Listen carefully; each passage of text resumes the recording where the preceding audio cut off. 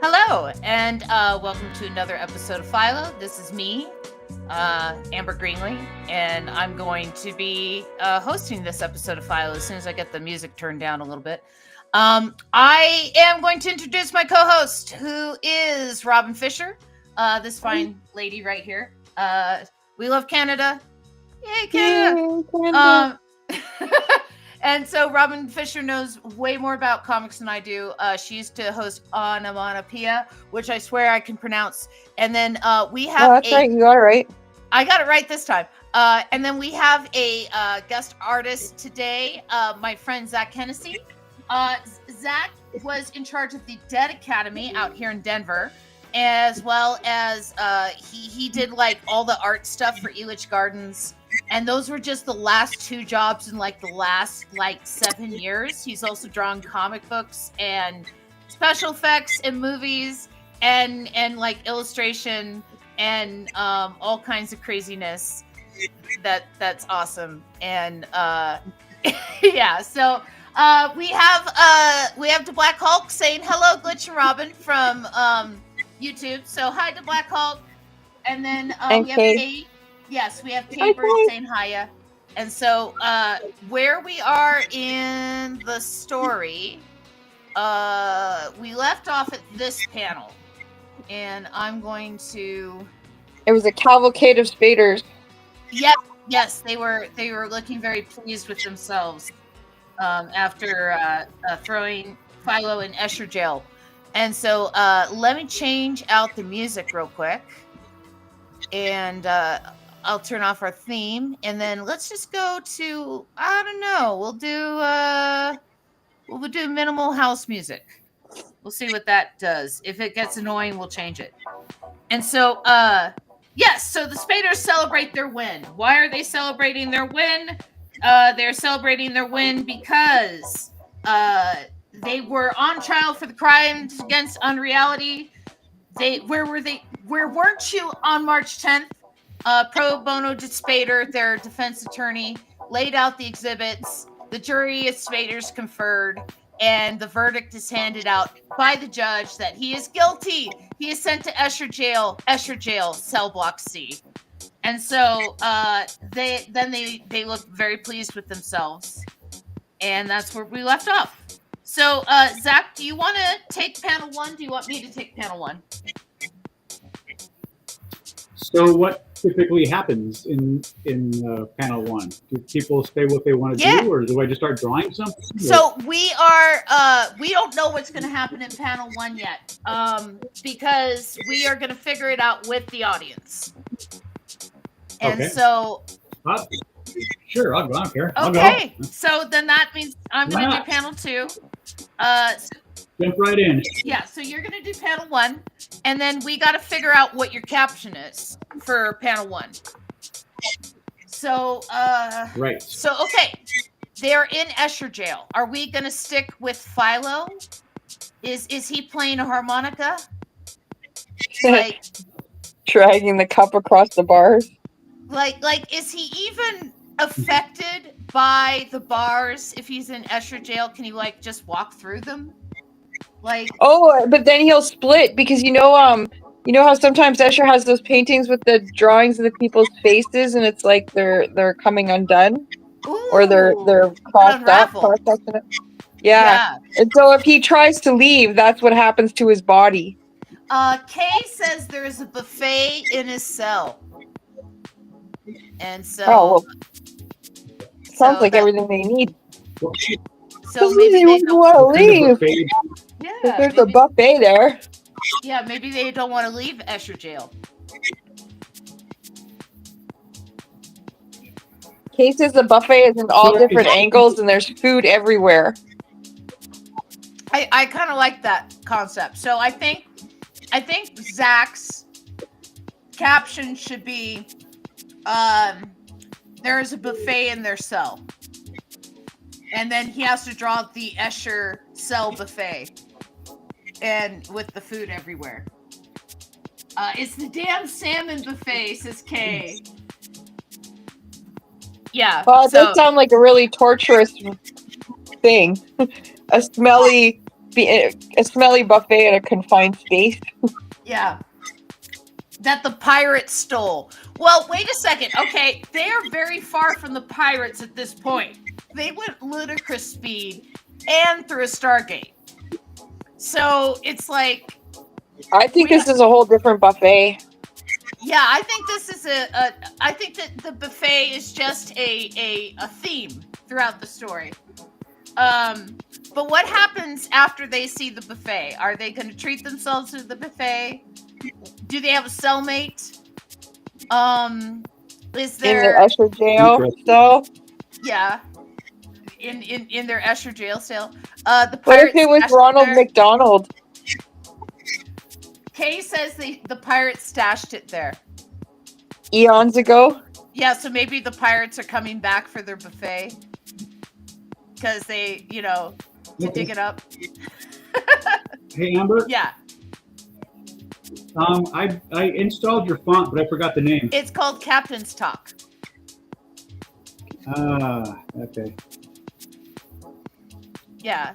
So maybe the buffet pirates come back for it if they stashed it there. But how would they know where to find them? Because Escher Jail seems like something really impossible to get to. I don't know. Like that's just it. Is like, wouldn't there be an Escher-like map with like lines and an X on it? Well, that could be the next panel right there. Okay. Showing the Escher map and the pirates are consulting it, maybe? Okay. Squirrel sense. Yeah. Kay So, says squirrel sense. squirrel sense. Okay, so we'll say that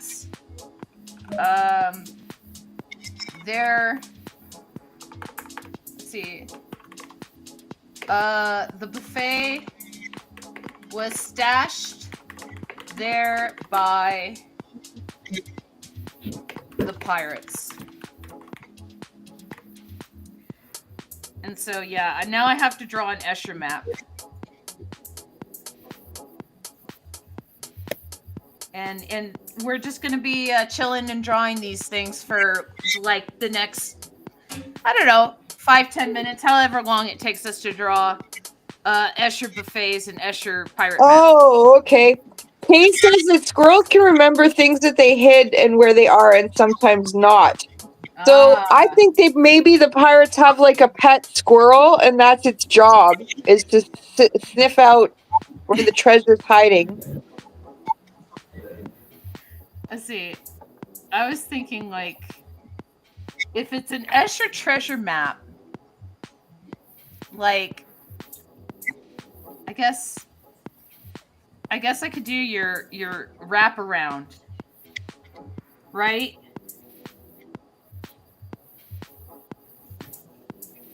I could do your wraparound. I mean, you know that picture, right? You've seen that picture with the lady's head? Yeah, okay. Yeah, no, I know the one you're talking about. Okay, cool. Yeah, that's all. No, I love Escher. One of the tattoos I want to get is going to be an Escher tattoo. Which one? You know the lizard that it's like there's a pattern of lizards all interlocking on a sheet of paper on a desk. And then he crawls out and he goes across the desk, across like some books and blows his nose and then he crawls back in. I want that pattern on my arm. And then I want a lizard going around my arm and going back in. Mm-hmm. Yeah, so yeah, that's that my Escher very cool. That's my Escher tattoo. And so yeah, we'll do this and then we'll have now I have to kind of figure out what Escher Jail looks like. Because Escher Jail Kit drew it. Kit had to remember what Escher Jail looked like. Let's see. I guess we would do ludicrous speed here. And then they appear out of nowhere. Yeah, and then here's a Stargate, because this is how you get there, right? Is you have to go through ludicrous speed and then a Stargate.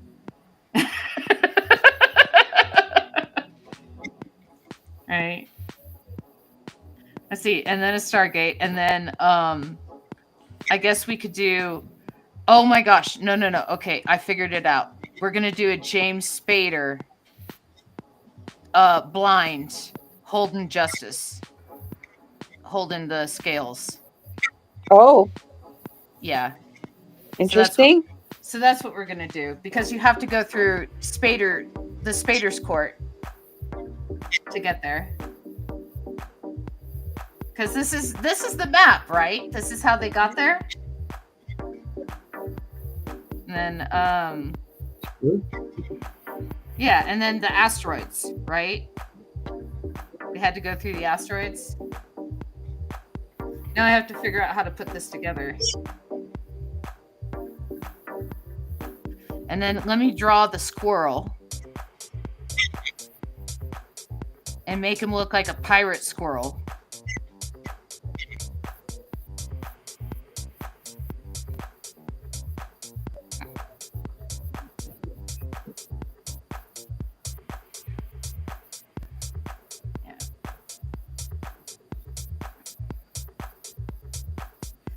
Yeah, we got that. So, what have you been up to? Tell us about some commissions, Zach. Oh, art-wise, I haven't done hardly anything in a long, long time. Oh, really? Has it been nice? Yeah. What's that? Has it been nice? Oh, it's been nice. Like, well, when I first came out to Cleveland, I kind of lived off savings, which probably wasn't very wise. With the intention of getting a whole bunch of stuff done, and I did some 3D sculpting, made some little miniatures for like D&D and stuff like that. Tried to launch a page over at my mini factory. Yeah. We got a thing where, of course, you got to pay $25 a month to have your account, blah blah blah, and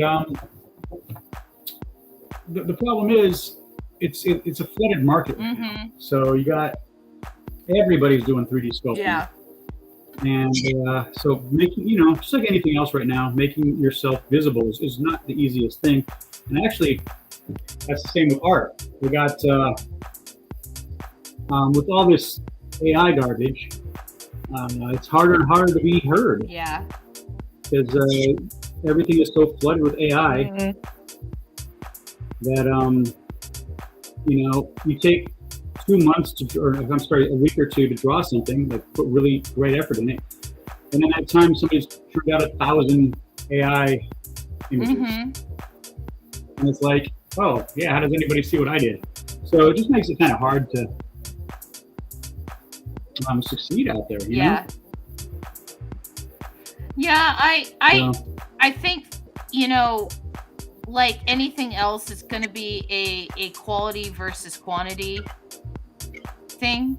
Like sure, there's a lot of quantity of AI out there, and the people who are pushing it, they are pushing that quantity, right?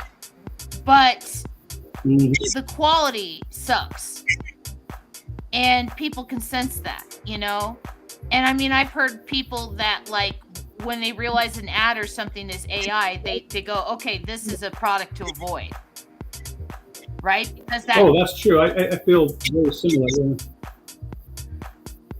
Yeah, because they know that effort wasn't put in to even advertise to them,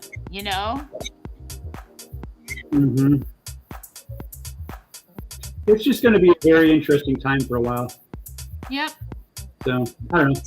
I haven't done a whole lot of art, unfortunately. I did, I was going to do a last hurrah, like, epic comic book series. And it's a story I've been working on for years and years and years and years. And I was getting to the point where I was ready. I wanted to submit it to Image because, that's just been a goal of mine for, 30 years now, just to get something out to Image. Because they were the company that got me really excited back in the 90s when, a lot of my favorite artists just went over there and filmed that company that was creator owned. And I was just like, yeah, it was a very exciting time. And so that was my goal, was to put something out there, and I was getting ready for it. And then right as I was putting the pitch packet together, there was an announcement that they were going to have a new comic book series that was too similar to what I was creating. Yeah. I don't know if you're up on the comics that are out lately. I haven't really, in college, I couldn't afford a lot of comics, and I kind of got out of the habit of reading them. And I never really got back in the habit. And so, yeah, I'm not really up on a lot of comics because of that. Gotcha. I have a tendency to head towards the alternative stuff, so I do know a bit about what's going on over at Image. Okay. Yeah, they had a series it's called Bug Wars. And my series was all about, people alongside giant bugs. But the stories are completely different. But what are the chances they want to publish 2 stories about, armies of bugs at the same time? Yeah. So that was kind of depressing. I spent so much time on that, and I was getting ready, and then that comes out, and I'm like, damn it. So it's just, I don't know. That kind of took a lot of wind out of my sails. Yeah. I'm going to be 2 minutes. I just got to get my Starbucks. No worries. I'm just drawing a blind James Spader. Blind James Spader? Yeah, because he's holding the scales of justice. Oh, right, yeah. That makes sense. That does make sense. Yeah, so he's holding the scales of justice. And I'll put him in a suit because James Spader always looks good in a suit.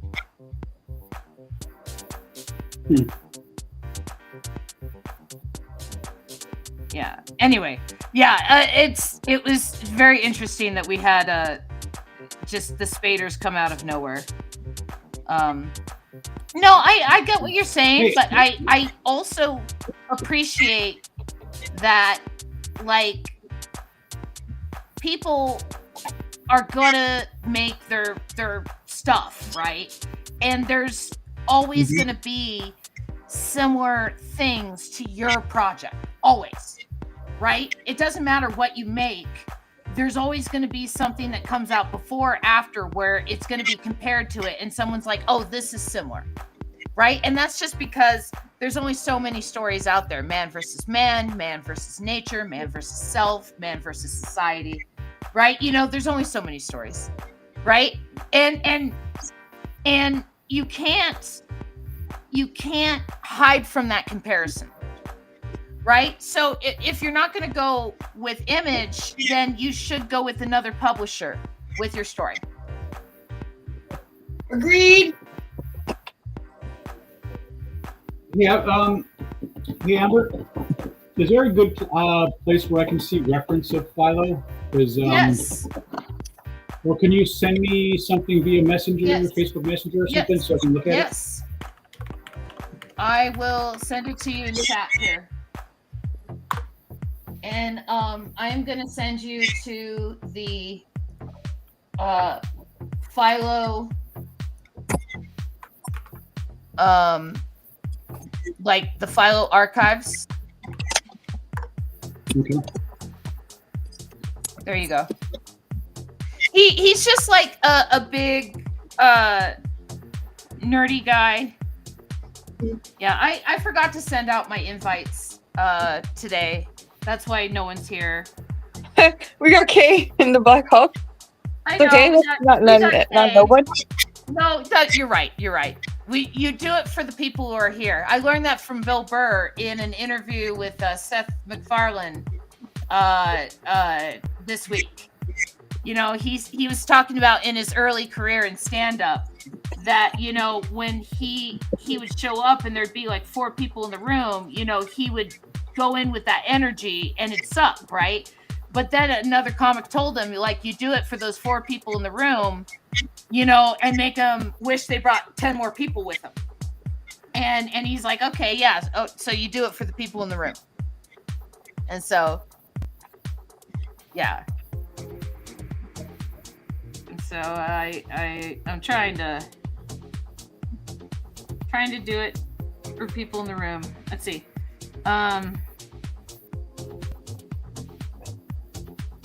Let's do this X. And then we need the Stargate.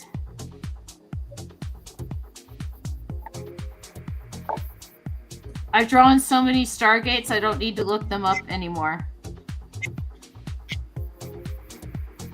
I just know what a Stargate looks like now.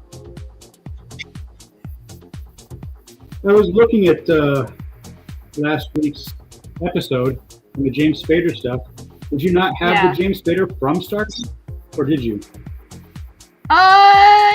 You know what? I think I drew him like the first episode when the Spaders came down, but I was just drawing so many different kinds of Spaders.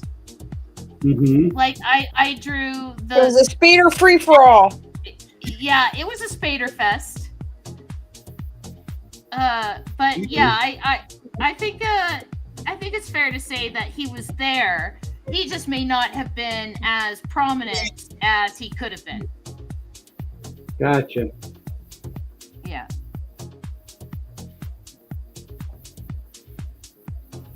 Let's see. Okay, and then. So I read an article today about our Canadian situation in Rolling Stone. Rolling Stone wrote about it. And one of the things that they mentioned that I thought was really funny was that if Trump hadn't done all this tariff stuff, our Canadian election would be totally different.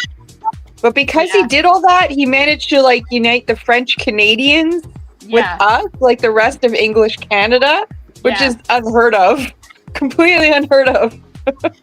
And our elections are just completely different. Like it's utterly fascinating what's happened up here. Mm-hmm. Well, you know, another thing too, talking about everything is like if people had just paid the wealth tax. Yeah, I saw that post. That was interesting too. It would have been cheaper than what they would have lost in the stock market. But yeah, I'm drawing a squirrel. No, well, that's what I'm talking about Canadian. I wasn't talking about yours. I know, but they're all connected. I'm drawing a squirrel. And then I watched there's this lesbian comedian that I like to watch. Her name is Kirsten Key. And she was talking, she had just gone to Vancouver and she was like, please, can I stay? She's like, I'll open a lesbian Tim Hortons and I'll call it Just the Holes. Yeah, a lesbian Tim Hortons. Just for lesbians. Yeah. Kay says that she wants art and sold, and then that she sent some invites. Yeah, I usually. Oh, thank you, Kay. Thank you, Kay, for sending invites. Thank you. Yeah. Hey, so check out this new Starbucks I got. It's like some kind of muddled blackberry thing. It's quite delicious. Nice. Yeah, I usually bug people in Messenger. I send them like, you know, the invite and like, hey, remember that I have the show that's like starting in a half hour and stuff. But instead I was taking a nap. Me too. Great minds think alike. Yeah, well, I needed it. I was tired. And yeah, we paid the other half of our rent today. Yay! And Good. Yeah. We're not out on the street. Yay! Yeah! Listen, Kay, you silly English Knigget, they're probably not going to try out elderberry. Why won't they? I don't know. Okay. I just thought it would quote Monty Python. Come on. I probably need to restart my computer. It's like acting weird. That's not a good time to restart your computer. I know, but I mean, but that's what it's doing. You know, it's acting weird. It's like in Quest for the Holy Grail, when they go and attack France, one of the French knights calls them silly English Kniggets, Your mother smells of hamsters and your father smells of elderberry. Yes. That's the only time I've ever heard the term elderberry. And I used to live in Germany, so that's interesting. It's a case says it's a German thing. Well, Really? there's Houston wine. There's a wine that they do that's like a berry wine. Maybe it's elderberry. Blue wine. Is it blue wine that they use elderberries for? I lived in Germany for 4 years. Do you think I would know these things? Come on. Come on. Come back. There we go. There we go. It's not the best squirrel in the world, but he looks like a pirate.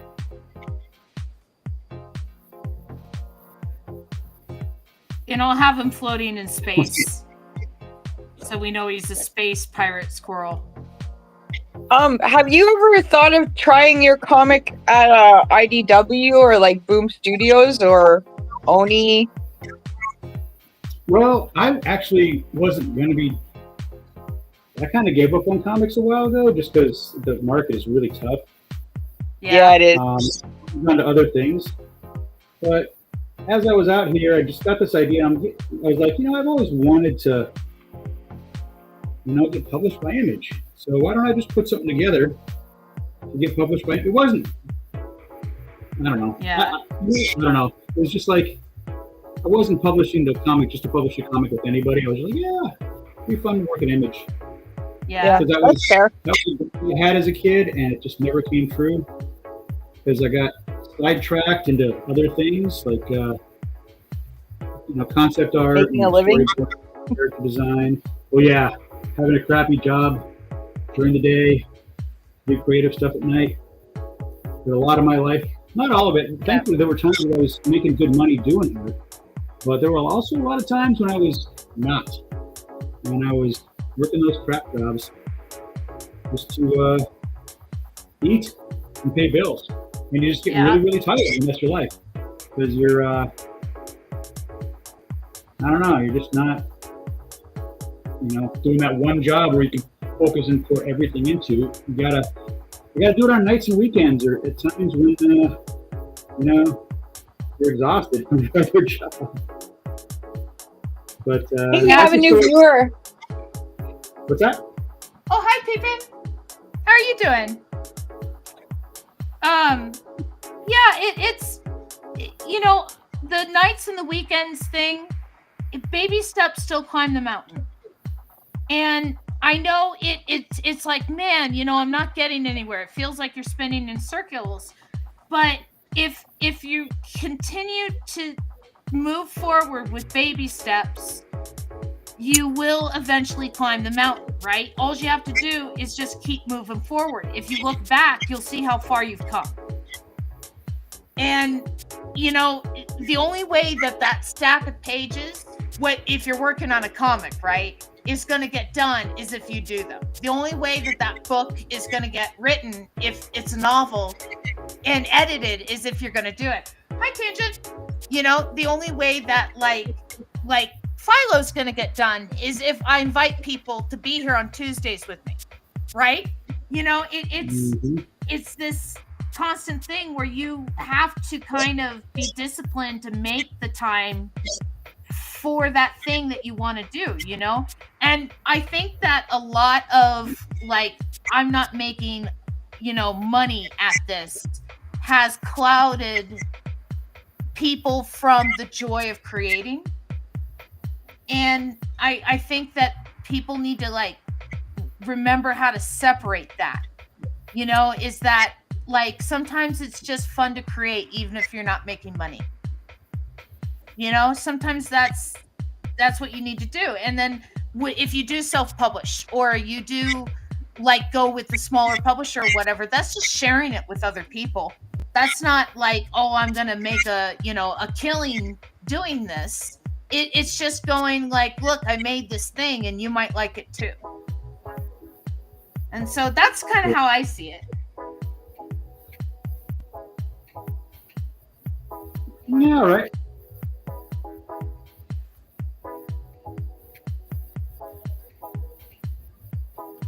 Let me know when you think you're done with that panel. Yeah, I think at this point I'm just making a mess. So basically, the goal was I saw salmon listed as one of the buffet items, and then I saw that Escher drawing where the salmon turned into birds. Uh-huh. The salmon flying away thing, and they were kind of turning into birds. And then, of course, the octopus most likely would love to eat some salmon. Wasn't sure what to do with the mushroom, but he looks pretty happy right there. And then Philo's peeking over his top of his head. And then we got to get the dog in there somewhere. That's the only other character missing. Dog, okay. Well, the dog is actually at this moment hidden behind the octopus. It's a bad camera angle. So I figured I'd stick it inside an Escher globe. Yeah. I like it. Yeah. Image. And that was one of our suggestions from last week. Was the Escher globe? Oh, did somebody draw it, or did it? No one drew it. It was just a suggestion. So I'm glad that you did it.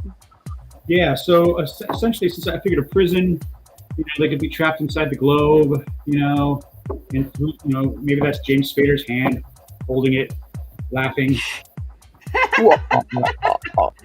Which seems like a very James Spadery thing to do. I'm sure he's like I'm sure he's just a sweet guy, and like he's just really good at playing a villain. Sure, he doesn't always play a villain. I liked him in The Office when he was like, what is that guy? Joe California or whatever his name was. Something California. Okay. You're gonna tell me that California wasn't a villain on that show? Somebody inept who didn't know what they were doing, and he knew exactly what he was doing. He was taking advantage of them and making a lot of money doing it and playing them off against each other. He knew exactly what he was doing. Oh, I know, but that, like I said, that's villainish behavior. A villain can be very happy what they're doing. Look at the Joker; he loves his job. He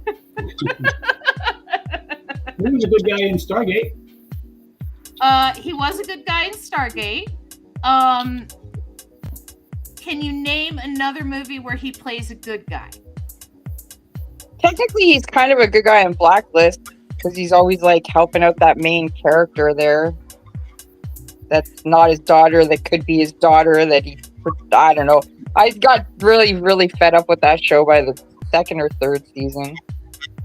I haven't seen any of it, so I'm in the dark when it comes to Blacklist. So she's like, I'll just give you a brief synopsis. She's this FBI agent or a CIA agent, one of those Secret Service guys.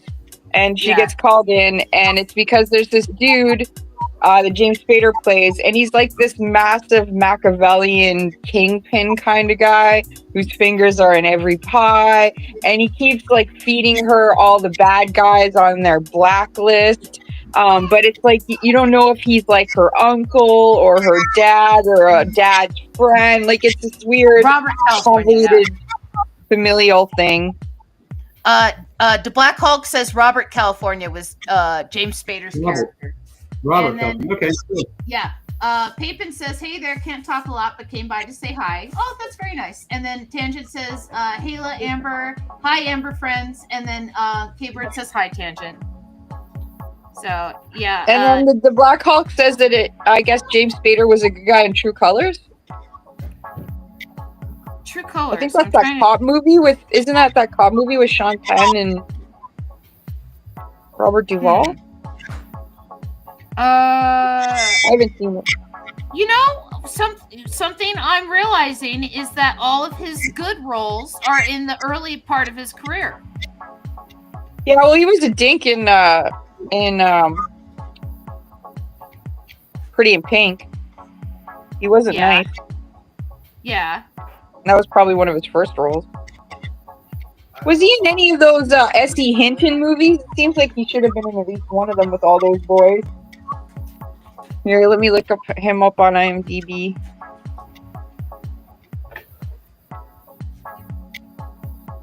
What did we ever do without IMDb? That was probably one of my first favorite websites ever.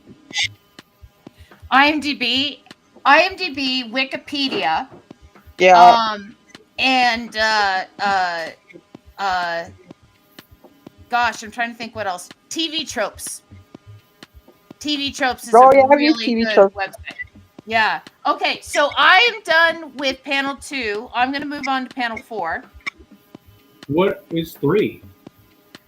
We haven't decided what 3 is yet. You're working on 3.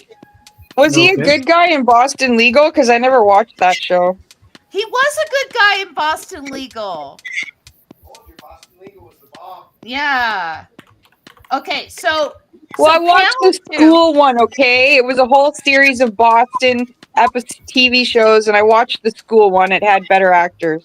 So this is panel 2, which is the buffet was stashed there by the pirates, which is a Okay, hold squirrel on. Turn my- pirate. A squirrel pirate, and then that is the Escher map. Was he a good guy in Stargate? Yeah, he was a good guy in Stargate.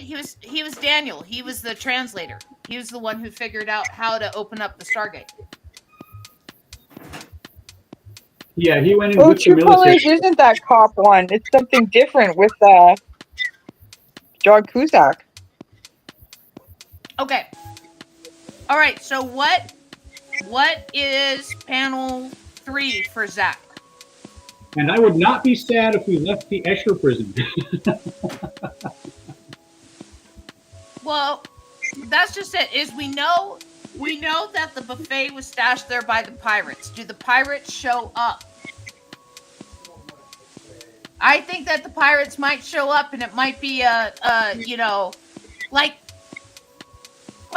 that scene in Return of the Living Dead where the cop goes to the ambulance and like the ambulance driver isn't there, and then he shuts the door and there's the zombie eating the ambulance driver, and they have a moment where they like look at each other like, what are you doing here? Right? Before the zombie starts chasing the cop, right? Well, they need to have like that moment of a what are you doing here moment. I know that's not probably the best example of a what are you doing here moment, but that's what popped in my brain. Did you know, because I'm looking to see what that cop movie is with Sean Penn that I'm thinking about, but his very first movie TV credit was Kid on Little House on the Prairie. Hey, kid! Yeah, here we all thought it was Jeff Spicoli, but no, it was Kid on Little House on the Prairie. Kid on Little House on the Prairie. Okay, so I'm putting up Zach. Thank you. I'm putting up Zach. So we know that the pirates are coming. What do you like? Are the pirates coming? Do they show up? Or if the pirates were here, they clearly had an escape route. Because how did they get out? So you're saying that like there should be like What like if an one of Escher the exit?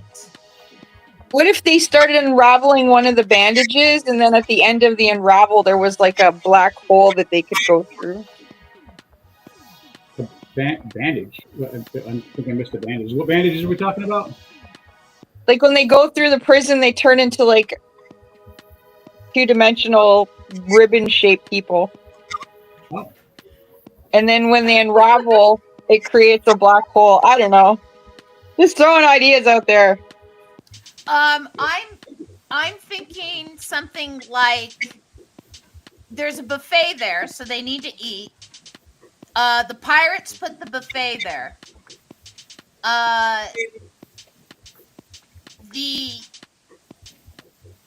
Our team hasn't eaten yet. Maybe they should sit down to eat dinner at the buffet. Who And then put we them can in the leave. prison? The Spaders. Right. So maybe the Spaders have a giant Spader buffet, and then they invite the prisoners to the buffet. Well, there's already a buffet in the cell with them. Why would they be invited to another buffet? Well, I'm trying to, because they're buffet obsessed. Multiple buffets. Why not? The Black Cult says good guy in the practice, right?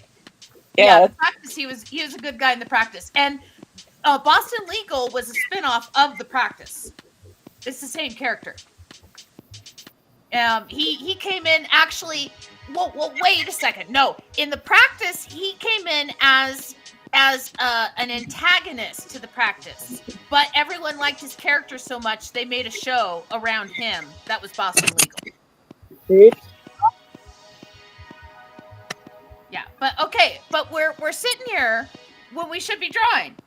So I'm trying to figure out what's going on. Okay, so I'm thinking space pirates come for their buffet and discover our group. And like they have a what are you doing here A moment? battle? Because, yes, well, at least what are you doing here moment? Like I wish that my chat were helping. Hint hint chat. Hint hint. Well, I think there's only like 4 of them in there. I know, but still, hint. The more stuff you add to one panel, the fewer panels we're going to be able to draw.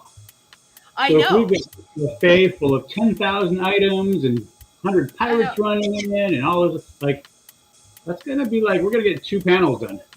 I know. That's why I'm just thinking the pirates show up. And, Well, we can draw the ship. Their pirate ship showing up to the jail. Your caption is the pirates show up to get their treasure. And you're doing panel 3. All right. Oh, wait a second. I almost forgot. Okay. I got a tangent 101. Okay, there we go. And I am going to give you a stegosaurus. So you should be a stegosaurus now.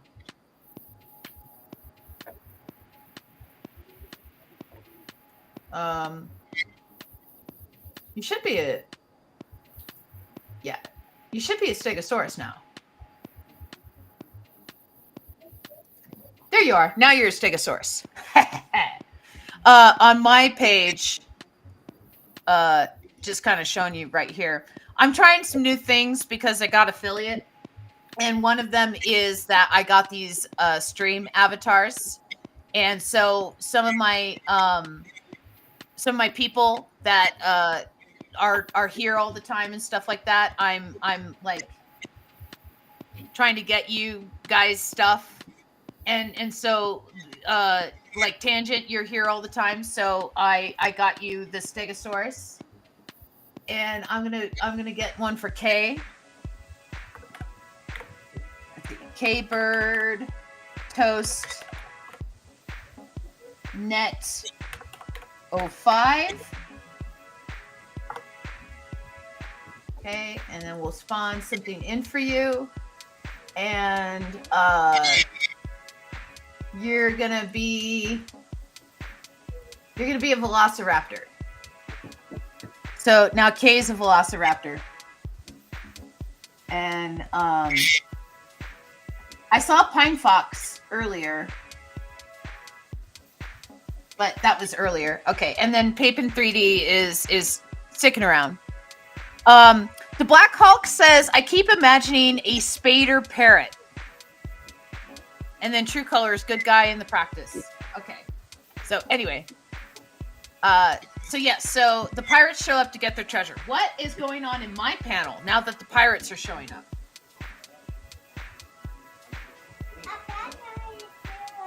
So what is going on in my panel now that the pirates are showing up? It's all out Spader battle. Ambush of the Spaders. Yeah, Ian says that there should be an ambush of spaders. Spader ambush. I don't know. What do you think, Robin? I'm trying to think of what other spaders could be part of the ambush, because it'd have to be an opposite bunch of spaders.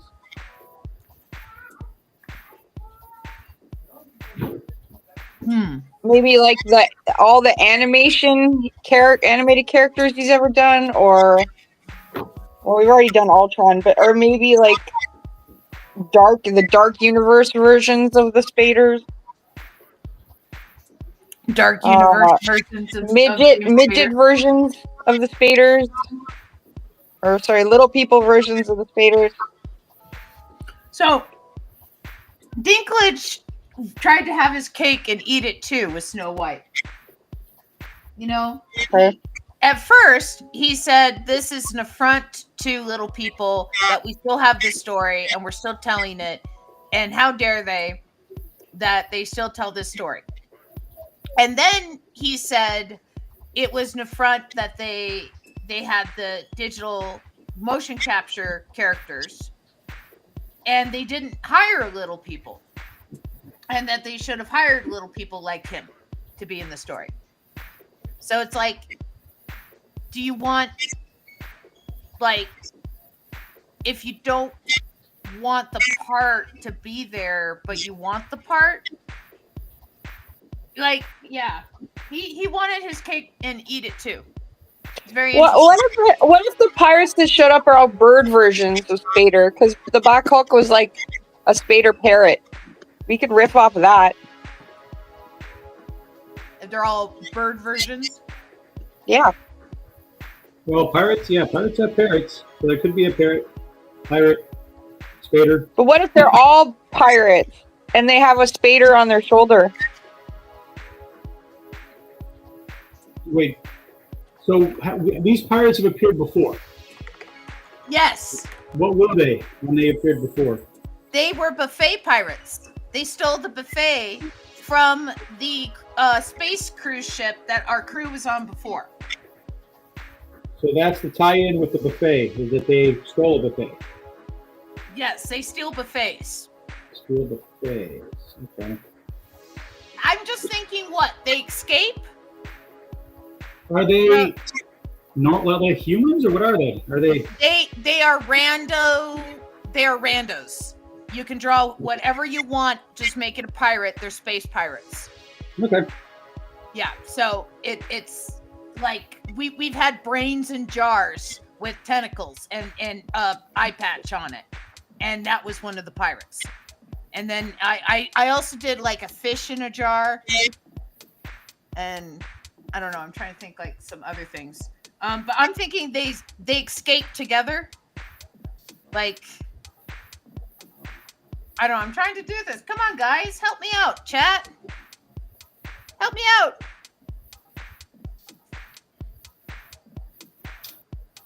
Chat. Well, okay. So the pirates arrive. I'm going to be drawing them showing up on their boat, looking over the side. Very angry to get their buffet back. What then is the encounter? Like, they're going to be all up here. There's going to be a bunch of pirates looking over the side. And what then happens? That's why I was thinking, like, hard to type. I have a kitty on my lap, says Tangent. Yeah, I don't know. I'm thinking like they would be surprised that this buffet is there, but wouldn't they be upset that the buffet is being eaten? Probably. But their buffet. The buffet pirates are now after the bar alcohol. I'm thinking they take the whole cell with them, just hook it and grab them and go. Okay. Yeah, and that's what. Yeah, okay. So they hook the cell. That's what I'll do. Is they hook the cell and go.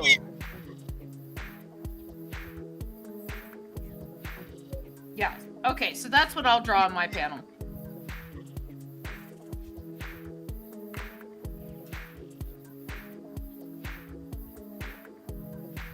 And okay, so you're having the ship come over the top, and then the pirates. Okay.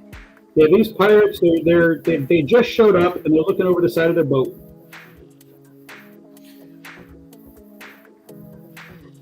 These pirates are not the pirates of Penzance.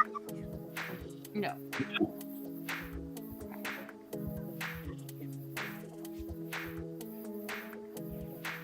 Let's see. I'm trying to remember what a ship looks like. Yeah, you can tell you're a real artist when you sit down to draw something and you go, I have no idea what this really looks like.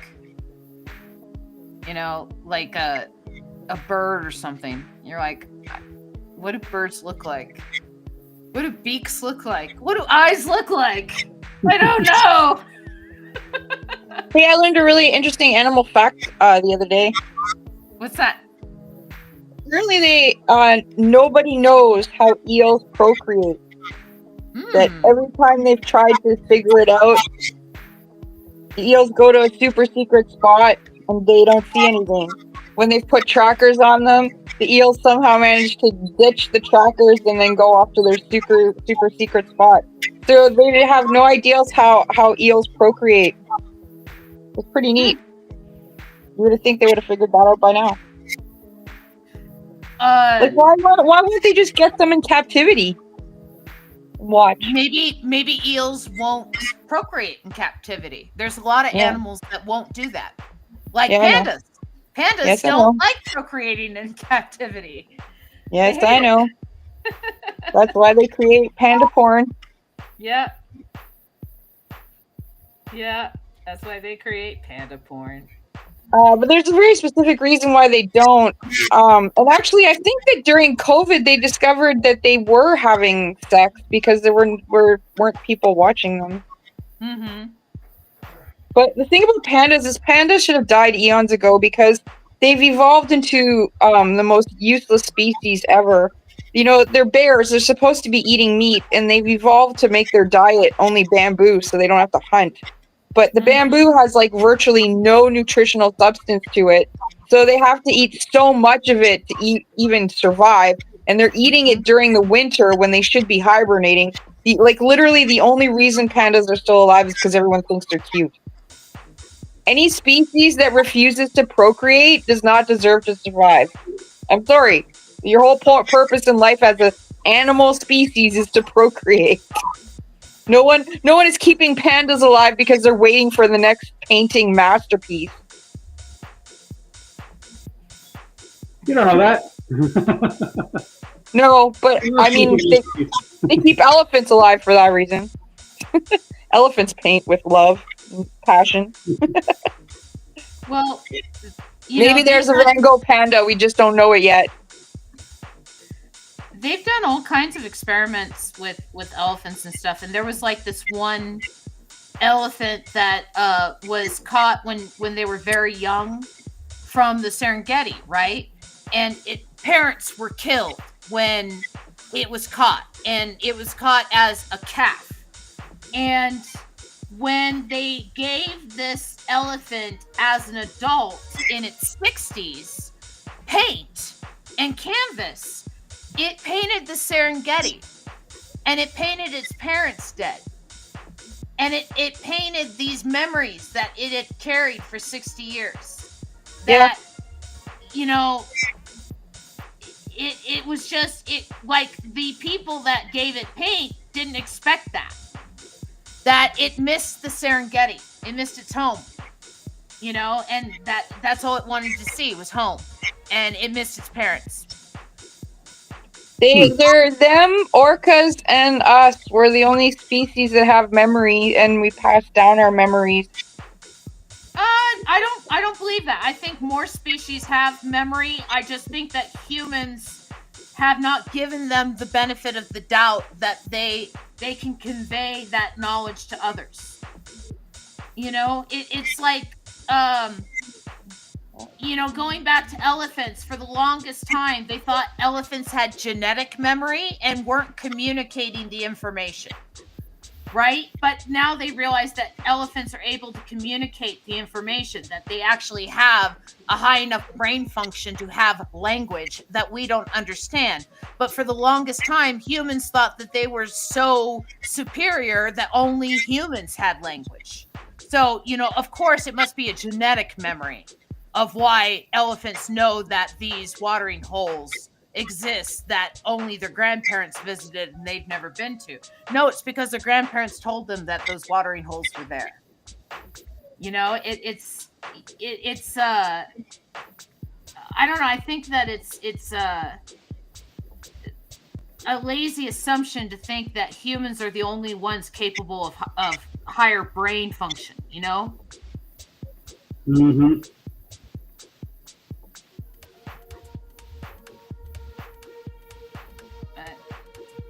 But that's just me. I believe in animals. For crying out loud, the chimpanzees and orangutans are going through the Stone Age right now. They are forming tools. They are burnishing tools against rocks to make sharper tools in order to remove flesh from muscle, right? So they're using tools to separate the skin from muscle when they're eating another monkey, right? When they're eating a smaller monkey to take the skin off, right? And orangutans are using spears to hunt. So it's like these things are observed in nature, and it's like we have people that don't give them credit where credit is due, I feel. But again, I kind of, I don't know. I believe in the benefit of nature, and you know, like when people start talking, and I know Zach and I disagree on this. What? But ancient aliens. That when people start talking about ancient aliens, I think that diminishes the ingenuity of ancient man. You know, I know you believe in ancient aliens. I do not. Yeah. And something did all that amazing stuff in prehistory. I do not in any way believe the pyramids were tombs. That's ridiculous. They've never found a pharaoh in a pyramid, or anybody in a pyramid.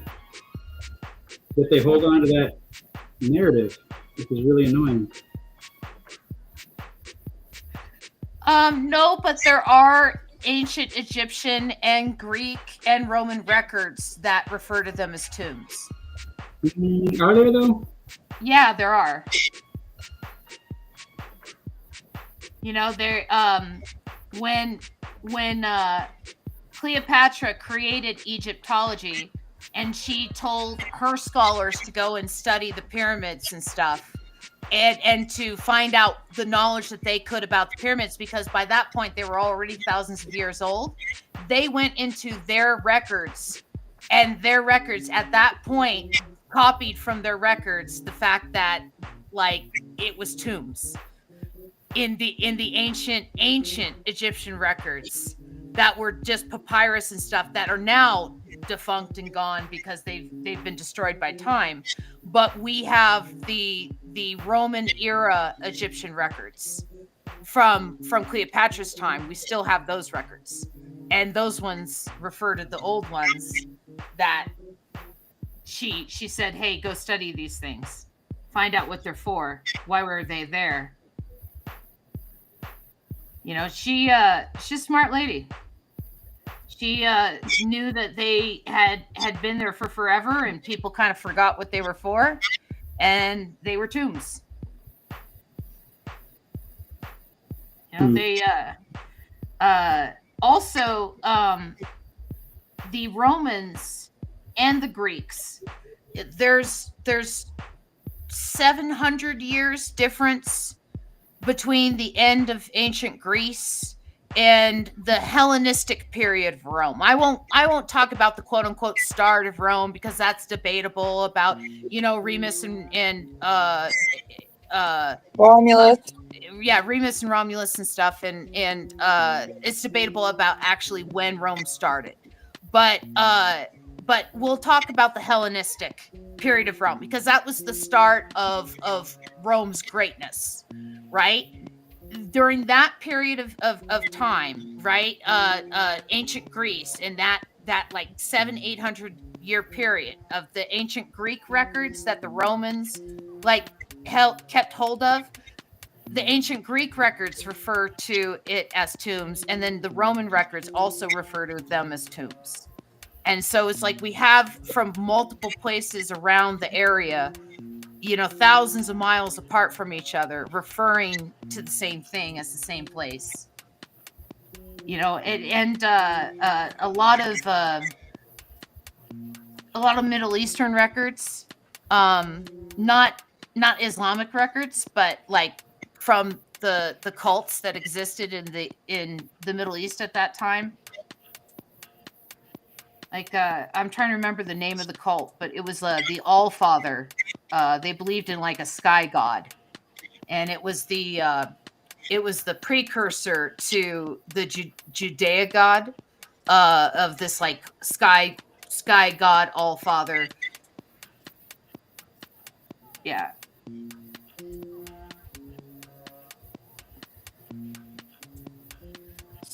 Did you hear about this? What? There's an American biotech company that have just de-extinctioned the dire wolf. Yep. Yes, I did hear about that actually. That's awesome. Next up is the mammoth, the woolly mammoth.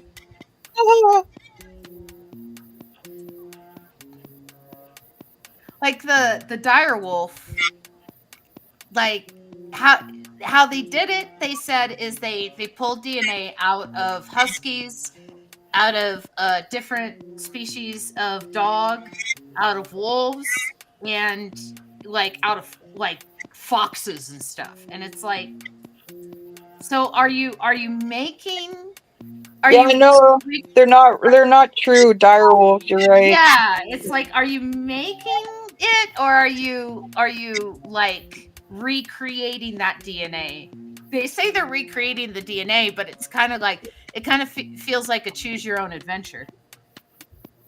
Well, they say, quote unquote, it's the closest they've gotten to dire wolves that anyone has seen for 13,000 years. Okay. Yeah. Okay. Yeah. They said they extracted DNA from a 13,000-year-old tooth and a 72,000-year-old inner ear bone from a dire wolf skull, and then extracted and sequenced the DNA to assemble the genomes. Then they determined the gray wolf was its closest living relative, and they altered gray wolf cells to give them dire wolf traits, making 20 edits in 14 genes before creating embryos and implanting them into large domestic hounds. Mm-hmm.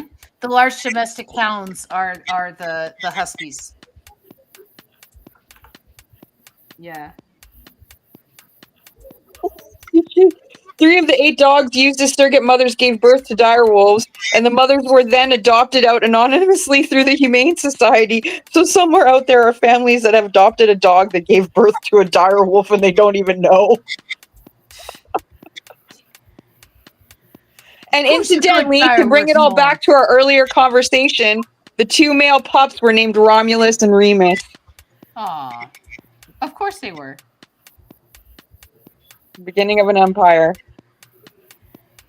And Khaleesi was the female, of course. Yeah. Yeah. I'm sorry, Zach. I didn't mean to I know you and I disagree about that. And we'll talk art. Because art's good. What you been up to, art-wise? Science. I've been doing this. I've been working on the book. I have another book I've been doing in secret called Haikudos. That's it's paired doodles and haikus that I've been kind of putting together. And then yeah, so I've been kind of working on that one in the evenings. I don't know when it's going to come out. And then I've been working at the Denver Improv for my day/night job.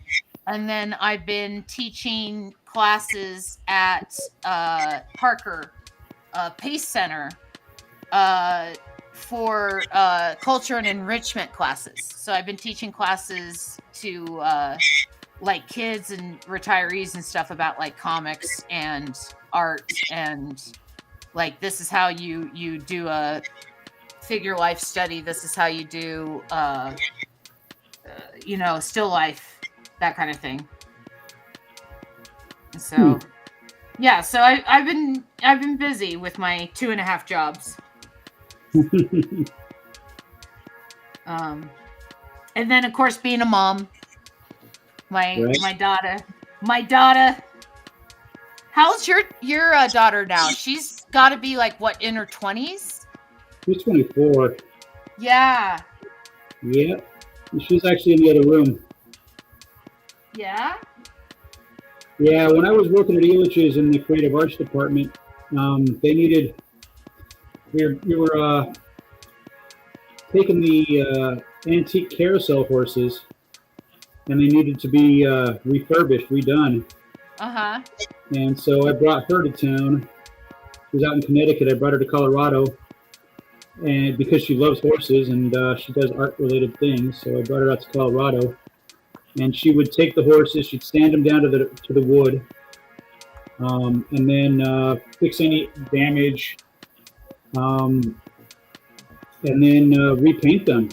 And some of the horses, like anybody who goes Elitch's, if you see the newer horses, a lot of them are hers. Nice. Well, I mean, they're the old horses, but they got brand new, bright, shiny colors. She even made like a Denver Bronco horse. That's a white horse with orange and blue saddle and such. And we have a vintage carousel out here. It's in Port Dalhousie, and they still charge 5 cents a ride. Nice. It's cool. It's got the music. It's got like the sculptures in the center that move while you're going around on the horses. It's right by the beach. It's a really cute little thing. I love it. It's a little piece of history. That's cool. Yeah, so she came out and did that. Now she eventually wants to go back to Connecticut, but she followed me out to Cleveland because it's so much more affordable than Colorado. Colorado's ridiculous, as I'm sure you probably know. Yes. Yes. Why is that? Why is Colorado so expensive? You think it'd get a little bit better because you were one of the first states to legalize, weren't you? That's why it got more expensive. That's why it got more expensive. Everybody moved there. Oh, okay. That's fair. Yeah, that's been happening out here. Yeah. Yeah, everyone was there. They realized they could charge the grow houses like 4 or 5 times the normal rent. Yeah. And that drove everybody's rent up. And then there's no rent control, which is ridiculous. So also they had that. They had that thing that the FBI was looking into. I don't know if they still are, where there was a website that would help a city charge as much rent as possible by price fixing. Yeah. And I know Denver was in on that. I know they were. Yeah. Yeah. They actually just had ordinances that had that taken out, like where enough people complained that they're like, oh no, we totally meant to take this out, and we're taking that out now. About the price fixing. They got sued. The city of Denver got sued over the price fixing, and they found that they were what they were doing is like all of these different companies were using the same like database that was making sure that the rent stayed high, because they were referencing the same database. So it's like if somebody got out of a rental agreement and then they raised the rent, on this apartment that they just got out of, right? Then the next apartment that is available will also have raised rent, right? Because it's like, okay, we raised the rent here, we're going to raise the rent here as well. And so, they got sued over that, and then a judge ruled that it was illegal, and so they like literally have to get rid of that. Like, I heard about it on Thank NPR. God. Yeah, I heard about it on NPR, but we'll see how it goes. I mean, they literally they just got rid of the departments that well, they've been getting rid of a lot of departments, but they like got rid of the department that's collecting like the wealth tax from the IRS. They got rid of that department. Like, they got rid of the departments they're just they're not going to do it. They're going to find some way to wiggle out of it.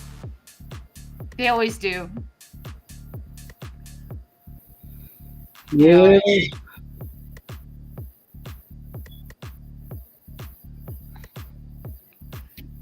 There we go. Okay. I think I might call this one done. Cool. Looks good. Yeah. Of them just and hook the cell and go. There they go. Okay. So we got 15 minutes left. Let me Okay. check on Zak's panel. Oh Wow. yeah. Yeah. Zak's an amazing artist. This is why I wanted him on the show. This I've been- is I've been trying to get Zak on the show forever, for like over a year. And yeah, this is awesome. I love the sea maiden on the front there. yeah. Gotta throw in the little lady on the front of the pirate ship. I love that one of the pirates almost looks like Philo, but not quite. I love the fact that the three-eyed pirate is missing the third eye. Right? That's nice. That's a nice touch. Yeah. Kay says the ads are cool. Yeah, I got ads because I am affiliate now, which reminds me, before we leave, we are going to raid another channel. Oh my gosh, I realized, am I using the proper stream info? Oh, good. I am on the proper stream info. Good. Excellent.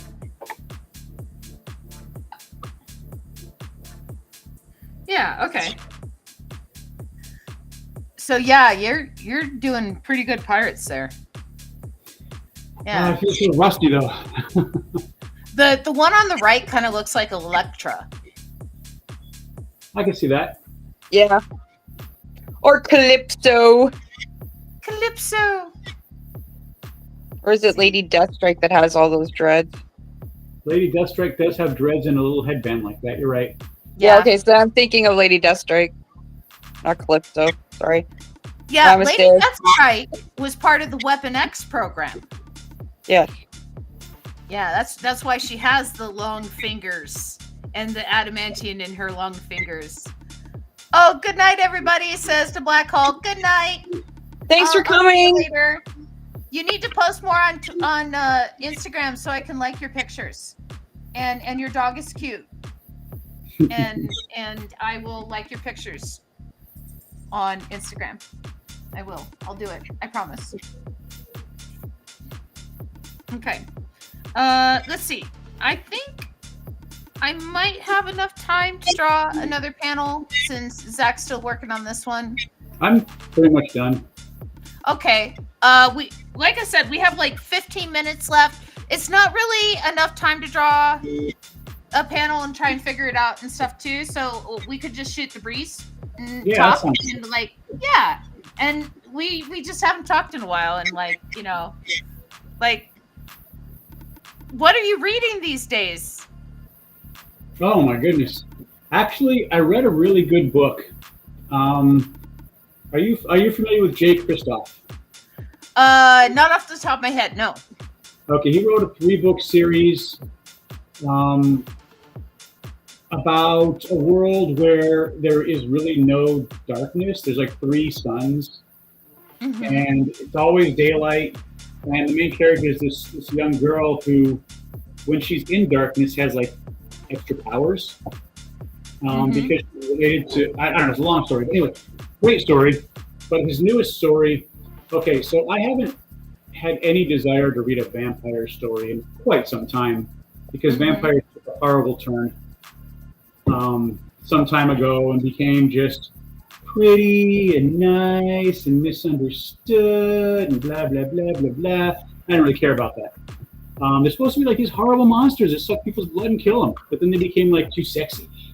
And then I just, whatever. So he wrote this book. I actually have it right here. When did they become too sexy? I'm confused. When did vampires become too sexy? Really? I think it started in Interview with a Vampire, and then it went on. Okay, yeah, I'm just clarifying, because if you were going to say Twilight, I was going to say, if you read any Anne Rice books, they're pretty damn sexy and violent in there. Yeah. Right. That's where it probably started. Let's be serious here.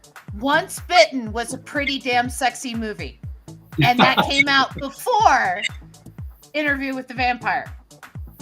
Okay, she was biting him near his penile area, is what I'm saying.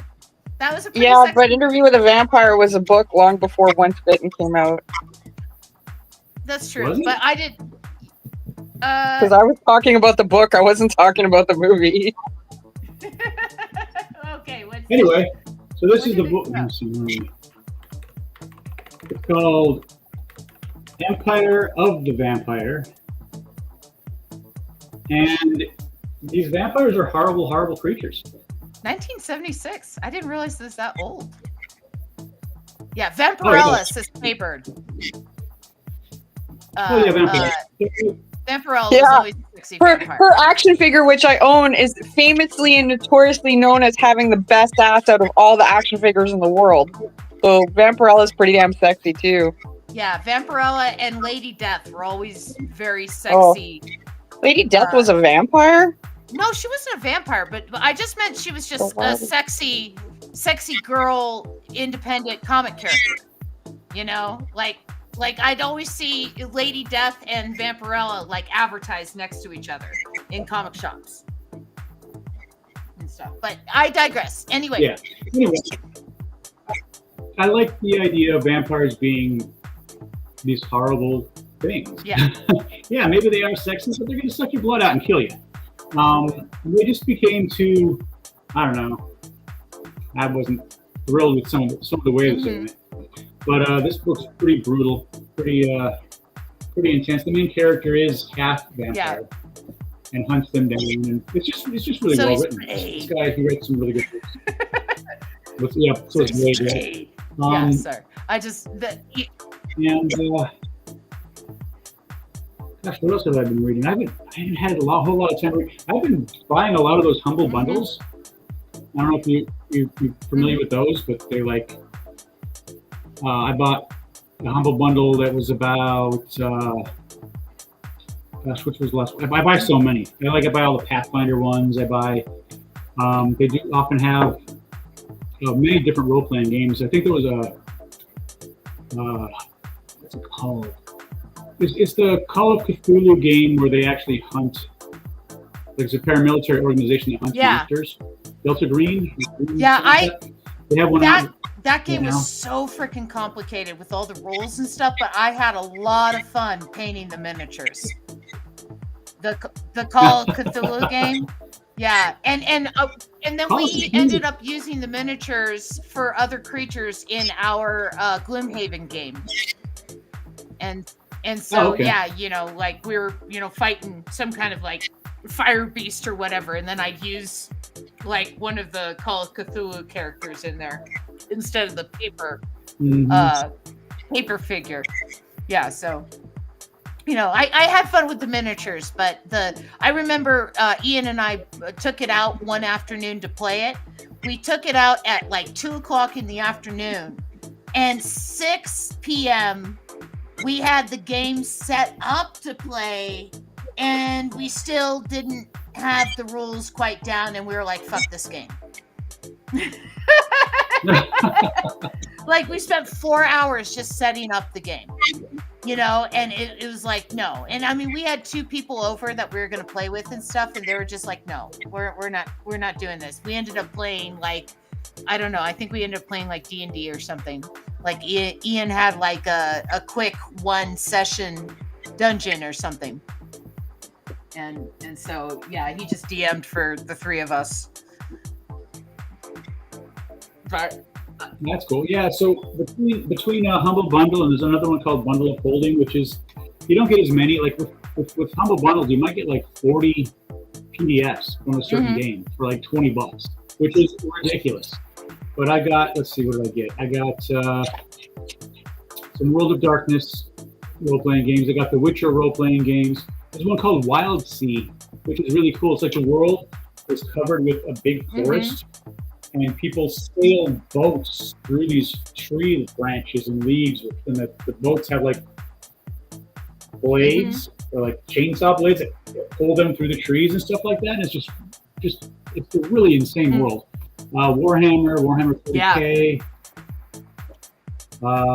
Tales from the Loop, Starfinder, Spire. I mean, there's just so many. Shadowrun, Pathfinder, Paranoia. You ever play Paranoia? I have a copy of the game. I haven't actually sat down to play it yet. That's a game where if you played like a regular role-playing game and you just kind of want something different, you throw Paranoia in because you're all against each other. You're all trying to uncover why the other characters are treasonous to the computer. Yeah. And it's all about this master computer that controls everything and is completely paranoid and thinks everybody's out to get it and rewards people for turning over their friends. Yeah.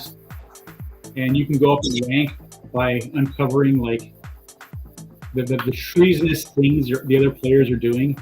And it's illegal under the eyes of the computer to have a mutant power, but every player has a mutant power secretly. They try to hide it. And then it's illegal to be part of a secret society, and every player is part of a secret society. And it's such a violent game that you have like 6 clones of yourself because you die all the time.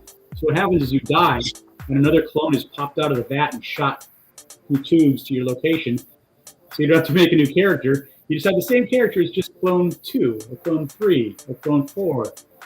Because it's meant to be chaotic. Are you familiar with Viva La Dirt League on YouTube? Oh yeah. You know their D&D campaign with like Schmarlog, I think was his name or whatever. And every time he died, he would come in like the room and be like, my long lost twin brother has died. And he'd have just the same name with a different starting letter. Yeah. Like I've played games with that guy, you know, and it's like, you know, because he's always doing something stupid to get himself killed. So we got 7 minutes left. What I am going to do is I am going to raid another channel. So anybody in chat who wants to stick around when we raid, we're going to do that right now. And so let's take off the art real quick. And it is, wow, now Robin's big. Hi. You cut your hair again. No, that's how it's been for a couple months. Well, been that length for a couple months. Well, I'm dumb then. That's So okay. I want to thank our guest, Zak Hennessey, for joining us today. Thank you, Zak. Thanks, Zak. It was awesome. You did good art. Yeah, good art today. And we're going to be able to pick up where we left off. And so I'm going to close up your window. And then my co-host, Robin Fisher, thank you very much. I will see you next week. And then everybody who wants to stick around, I am going to raid another channel. And I don't know why I don't have my end credits, but I am going to raid another channel. We're going to do this right now. And so let's find someone to raid. And we are going to search by category. I'm going to find an art channel. Yeah. Mr. Musings, Shag by Design, Squibbles by Design. Oh, they only have 11 viewers. Let's do that. All right. All right, three viewers are joining me. Have a good one, guys. Bye.